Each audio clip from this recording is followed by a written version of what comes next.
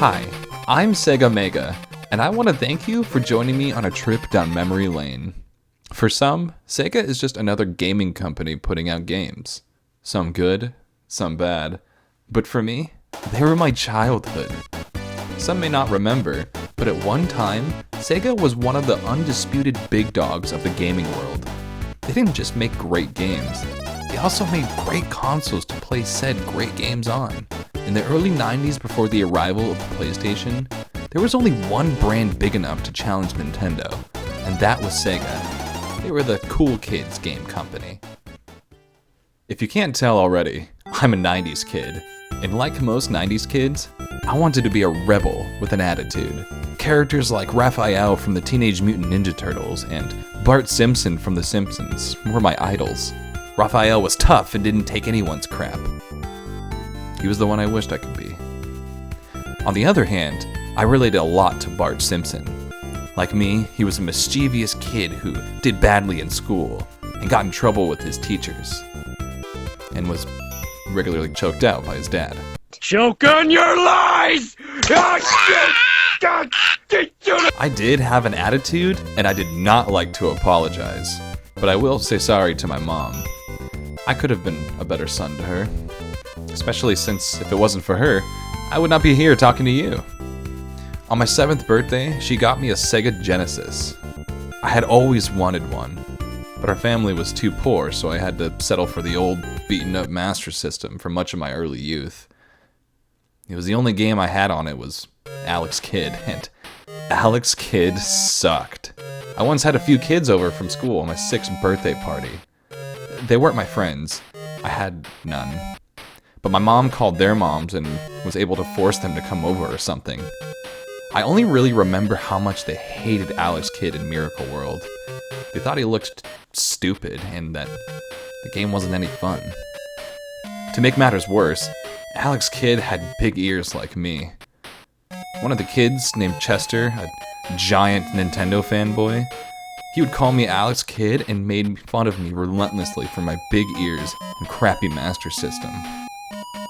It was rough. But the one thing about Alex Kidd that made him better than Mario was that he could punch. And that's what I told Chester right before I beat his stupid face in. I still remember how warm his blood was on my knuckles.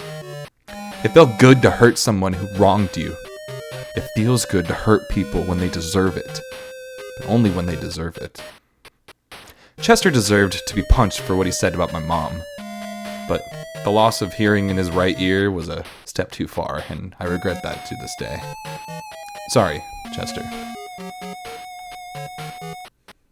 Anyways, I never touched a Master System again after my 6th birthday party. I'd always hear the other kids snickering in my head whenever I tried to play it, and it became a reminder of how uncool I was. And in the 90s, being cool was everything. I remember I asked my mom for a Sega Genesis for my 7th birthday, and she told me we didn't have the money and that Dad would get angry if we wasted any more of his hard-earned cash on video games. I went to bed crying that night. I was such a brat. She did everything for me, and yet I treated her like she was the worst mom alive for not buying me a Sega Genesis.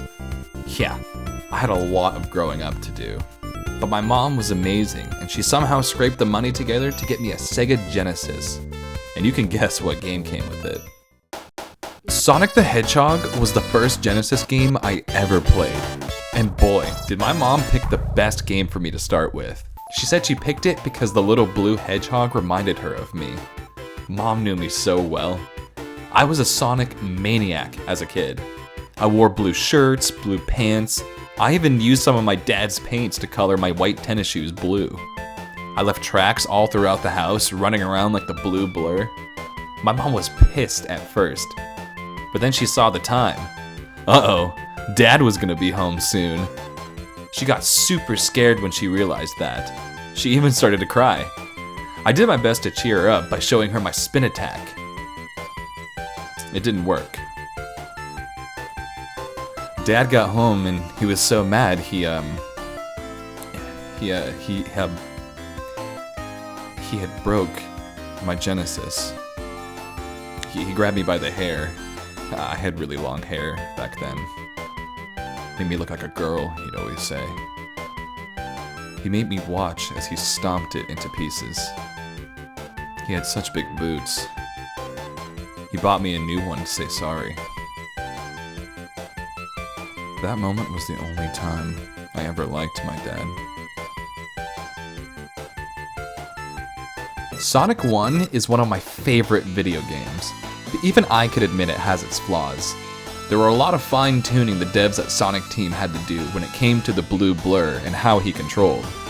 That said, it was my first Sonic game, and that feeling I got from playing it for the first time will never be beaten.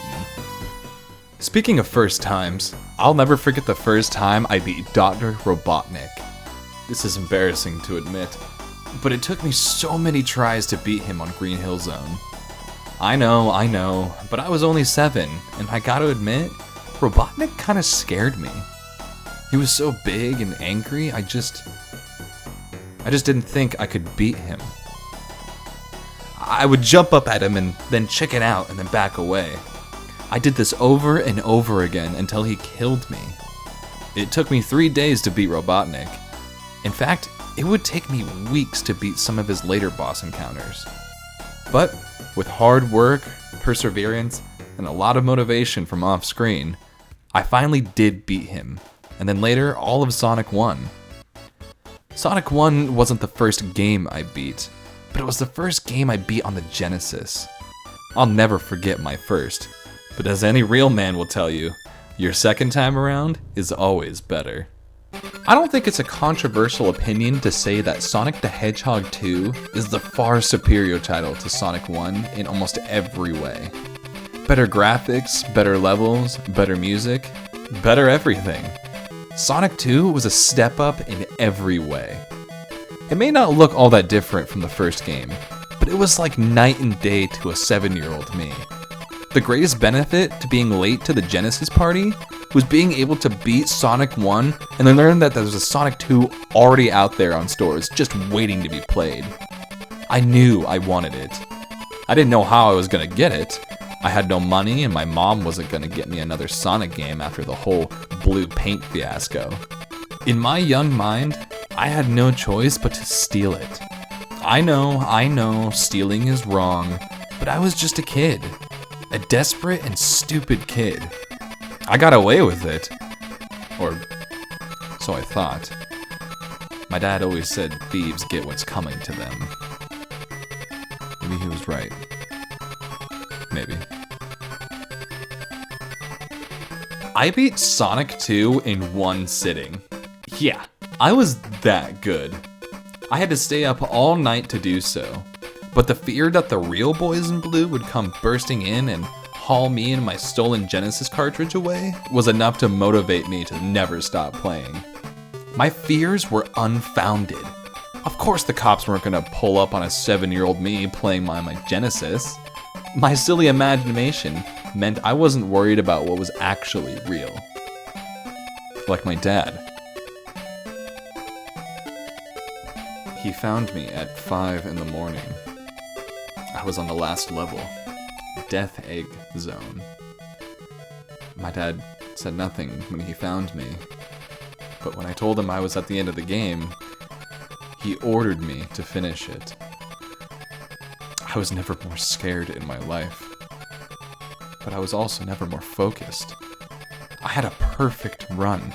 I didn't lose a single ring, and I beat Mecha Sonic and Dr. Robotnik without issue.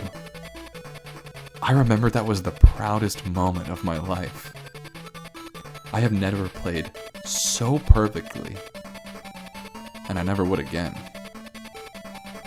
My dad smashed the Genesis, the TV.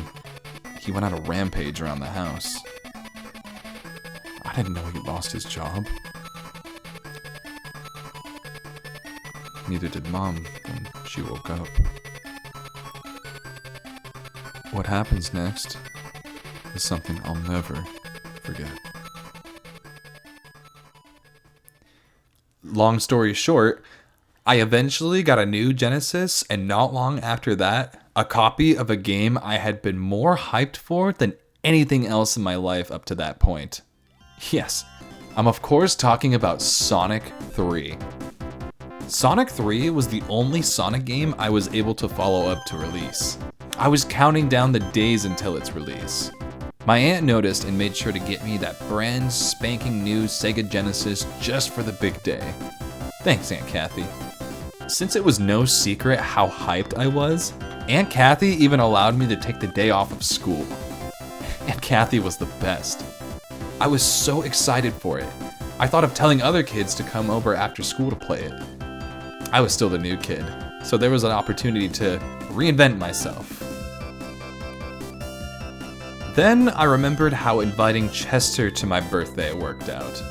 I didn't need another Nintendo ruining the best day of my life, so I kept it all on the down low.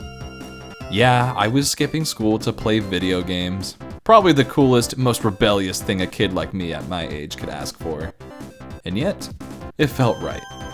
I'll never forget the first time I booted up the game. That menu screen was a mix of emotions for me at that age. It still is for me, to this very day. After taking some time to admire the menu screen and its wonderful music, I finally decided to dive right in.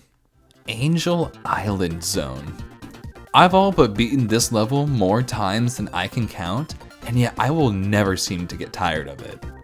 Its green jungles and orange-tinged skies were some of the most beautifully rendered backgrounds I had ever seen up to that point as a young kid in the mid-90s. I never wanted to leave the level. In fact, I never really did. Despite how many hours I put into Sonic 3, which is just as many as the first two, I assure you, I still never got past Angel Island Zone. Yeah, I know, that's hard to believe. Even my aunt thought so, commenting that she had seen me on the same two levels over and over again. My aunt didn't understand that the separate acts were not actually separate levels, but that's neither here nor there. I told her, well, I lied to her and said I was replaying my favorite levels. In a way, these levels were my favorite. They were everything I loved Sonic games for. They were fast-paced, colorful, and had awesome music. God, I loved the music here. So, you're probably wondering why I never beat Angel Island Zone. Well, I always got stuck on the first Eggman fight. I know, the first Eggman fight, usually the easiest one in the entire game. How could you get stuck? I don't know how to explain it. It was hard for me as a kid. It just was. No matter how hard I tried or how many times I beat the first two Sonic games, I could never get past Eggman on Angel Island. So I never really beat Sonic 3 as a result. An entire Sonic game that I had yet to experience because I was stuck on the first Robotnik encounter. I should be ashamed. I let fear keep me from experiencing something I knew I'd love because I was worried it just might disappoint me.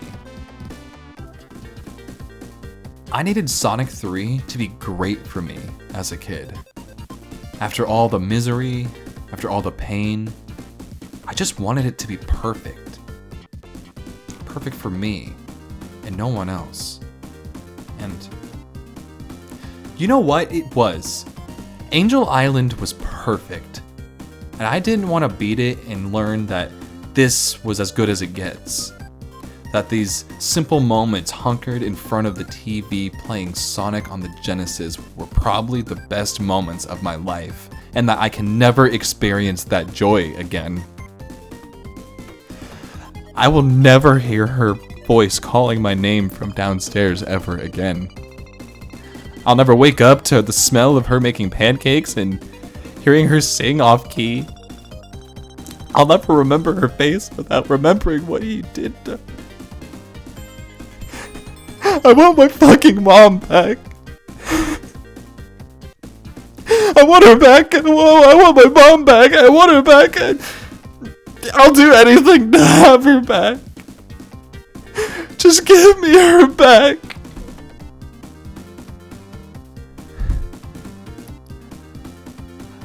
I did it. I beat him. Better late than never, I guess. Looks like I have to beat Sonic 3 now. If any of you are interested in hearing how that goes, make sure to leave a like and comment on this video, letting me know if you would like me to make a full Sonic 3 video. Thanks for watching, and please subscribe and support the Sega Mega channel.